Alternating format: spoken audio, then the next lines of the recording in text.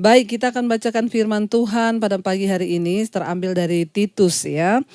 Titus pasal yang kedua, ayat yang ke-11 sampai ayatnya yang ke-13.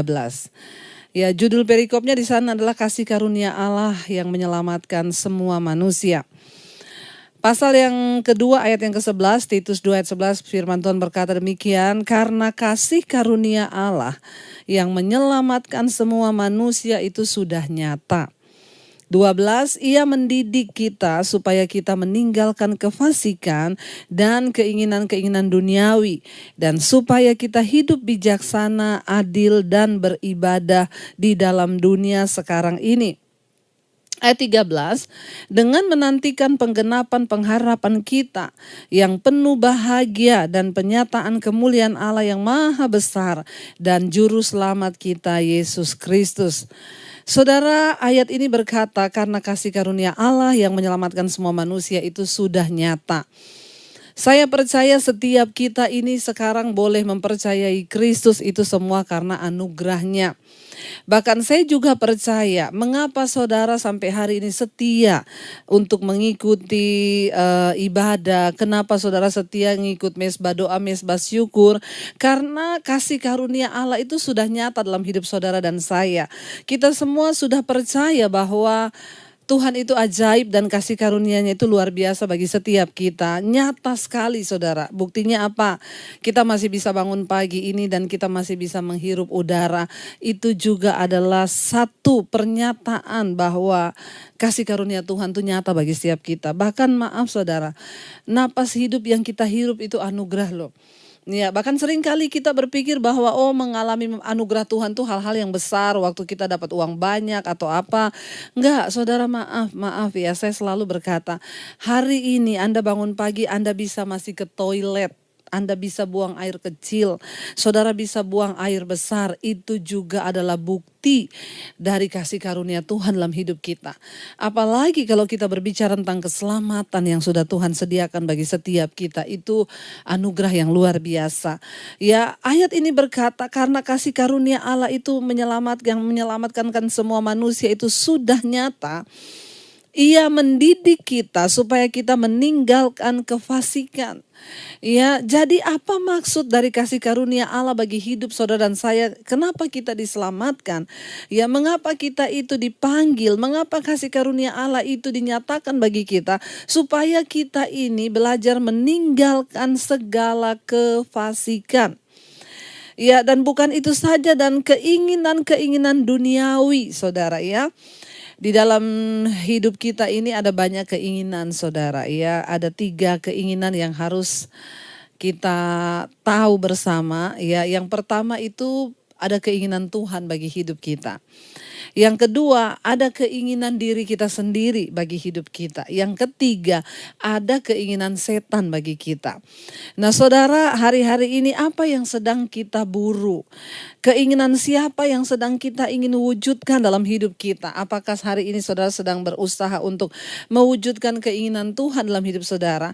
Atau saudara sedang berusaha mewujudkan keinginan diri sendiri? Ya, yang saudara punya harapan dan lain sebagainya. Atau yang ketiga bahkan, hari-hari ini begitu banyak orang Kristen yang sedang berusaha untuk mengikuti keinginan-keinginan setan dan keinginan-keinginan duniawi dalam kehidupannya.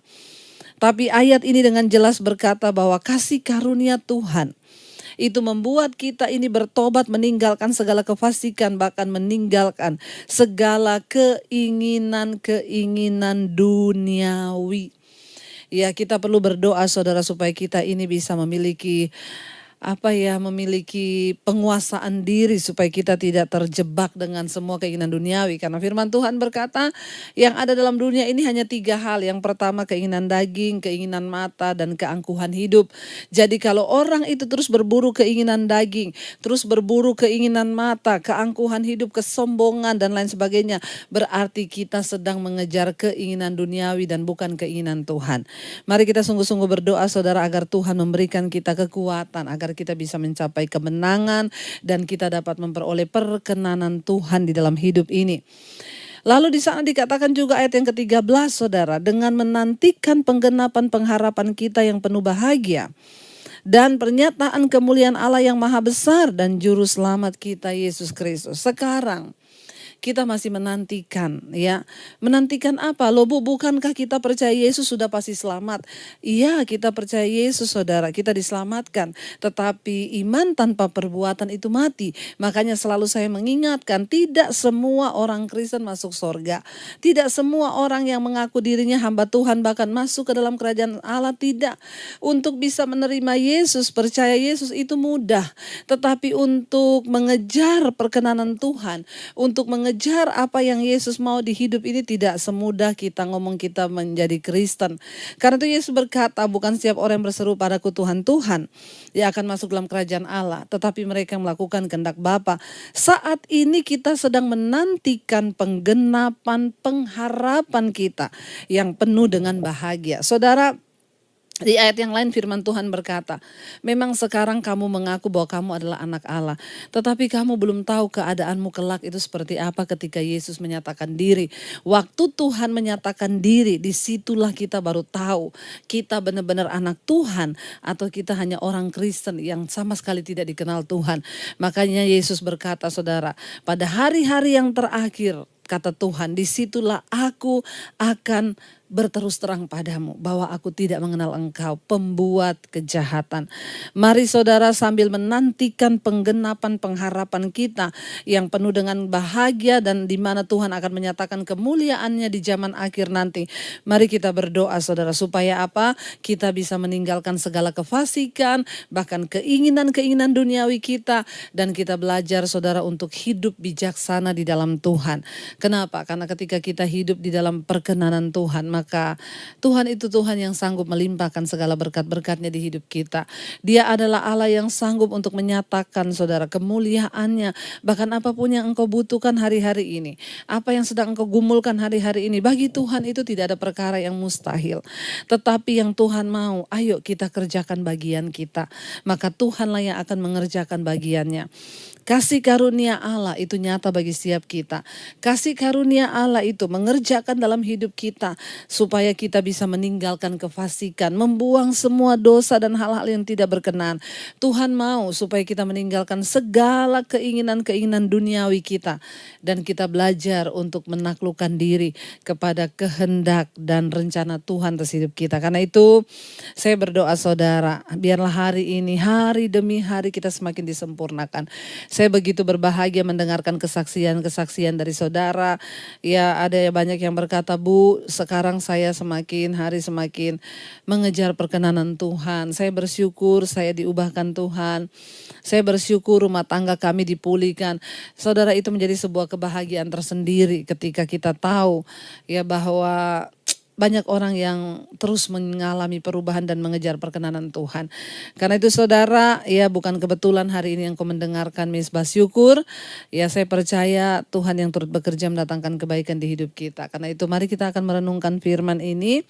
Karena saudara, tidak ada tempat lain, tidak ada cara lain untuk kita bisa mengalami perkenanan Tuhan selain kita melakukan firman, selain kita terus berusaha menyenangkan hati Tuhan dengan kehidupan yang tunduk dan taat kepada firman Tuhan.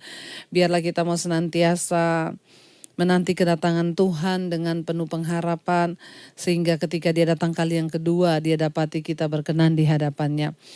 Biar kita mau berkata hari ini, sampai akhir kami menutup mata kami Tuhan. Kami mau tetap setia dengan janji-Mu dalam hidup kami. Sampai akhir kami menutup mata. Kami mau setia kepada Tuhan. Terima kasih Bapa, terima kasih Tuhan. Ini iman kami di hadapan-Mu Bapa.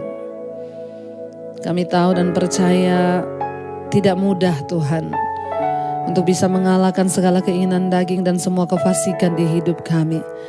Hanya ketika kami bergantung penuh kepada Engkau, maka Engkau akan memampukan kami Tuhan. Mampukan kami terus ada dalam kesetiaan menantikan kedatangan-Mu kali yang kedua. Bahkan sampai akhir kami menutup mata kami Tuhan. Sampai akhir ku menutup mata, ku tetap setia menanti janji-Mu.